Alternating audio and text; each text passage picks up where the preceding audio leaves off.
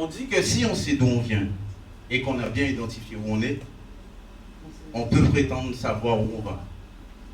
J'arrive à peine à identifier où je suis dans ma vie, mais avec ça, quand je vois le réseau potentiel, quand je vois l'axe dans lequel on prend les choses, j'ai quand même l'impression de savoir où je vais.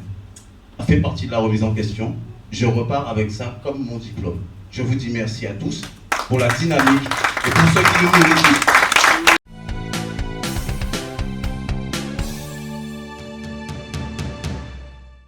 Donc j'ai été invité aujourd'hui par Forda pour la remise des certificats des nouveaux médiateurs de Guadeloupe.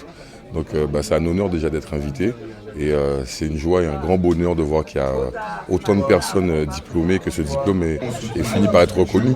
Parce que nous, quand on a commencé à l'époque, ce diplôme n'était pas reconnu et le médiateur jusqu'au jour d'aujourd'hui n'a toujours pas de reconnaissance. Ce n'est pas un métier avec un métier qui est palpable, où les résultats sont palpables. Et comme je disais tout à l'heure, c'est le plus beau métier du monde et notre reconnaissance, à nous, notre récompense, c'est de voir que les personnes qu'on accompagne trouvent des solutions à leurs problématiques. Voilà, donc un grand merci en tout cas à Forda qui fait un super gros travail en Guadeloupe et franchement une grande force à ces nouveaux médiateurs. C'est un très grand jour. Alors on ne met pas tant en lumière l'organisme de formation, on met les médiateurs sociaux qui ont réussi leur certification et c'est une certification qu'on met en place depuis 2024 et aujourd'hui c'est l'occasion de tous les réunir avec les employeurs, les partenaires, les acteurs de la médiation sociale pour les mettre en lumière tout simplement. Donc l'occasion de tous se réunir et pour valoriser ce métier tellement difficile, pas toujours reconnu. Donc c'est une journée très importante pour nous. Donc c'est pour ça qu'on veut en faire un bel événement. Alors je tiens à dire que c'est un parcours. C'est pas quelque chose qui se fait, c'est pas une action simple. Donc il y a plusieurs étapes et il y a forcément la remise en question et l'adaptation. Comme je le dis, la difficulté c'est ce qui nous forme. Mais la persévérance permet de ne pas tomber dans l'erreur et en tant que médiateur, c'est surtout ça qu'on apprend. On ne règle pas des problèmes par d'autres problèmes. On règle des problèmes par des solutions. Et il faut savoir faire la différence. Et pour ça, il faut déjà faire une médiation avec soi-même par rapport à ce qui nous arrive pour réussir aussi à se mettre à la place des autres et comprendre. On installe le contexte qui permet la résolution, mais il n'y a pas de garantie de résultat. La seule garantie, c'est d'essayer vraiment. Et donc je suis très content, je remercie les formateurs, je remercie cette initiative. Je redis que le médiateur est celui qui met en lien. Donc il y a différents types de médiation et c'est très pertinent en Guadeloupe. Personne ne peut revenir sur ce fait-là. Donc je dis que ça donne une très bonne augure pour la suite et j'espère que ça va évoluer. Le réseau est en action et je dis à tous ceux qui regardent ça, laissez la place aux médiateurs.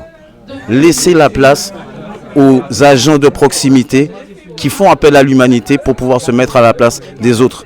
Souvent on pense qu'on connaît le problème d'une personne alors qu'en réalité quand on discute avec elle, on se rend compte que ne s'étant pas mis à sa place, on n'identifie pas forcément toute la dimension de ce qu'il y a à accompagner. Et donc je dis merci à tout le monde, merci aussi à vous les médias de nous donner une visibilité. Et je dis la suite au prochain numéro. Cette formation de médiatrice sociale, ça a été une opportunité pour moi puisque j'occupe le poste d'adulte relais. Donc c'est un dispositif mis en place par la préfecture de la Guadeloupe où j'exerce à Radio Sophia Altitude, donc qui se trouve dans le bourg. Et en fait, de suivre cette formation m'a beaucoup apporté parce que c'est vrai qu'on exerce un métier, mais quand on n'est pas diplômé, on n'a pas forcément les outils. Et cette formation nous travaille aussi au niveau de l'humain. Parce que bien évidemment, d'être médiatrice sociale, c'est travailler avec l'humain.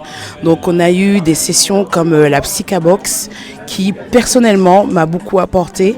Puisque c'est vrai que de travailler avec l'humain, de travailler avec des personnes parfois en difficulté, il faut que nous aussi, nous soyons, j'ai envie de dire, assez stables dans notre esprit pour pouvoir accompagner au mieux la personne. Donc ce sont des sessions qui m'ont beaucoup apporté et la formation en général a été vraiment révélatrice pour moi. puisque j'exerçais un métier effectivement où il me manquait des outils et grâce à cette formation, j'ai pu acquérir les outils.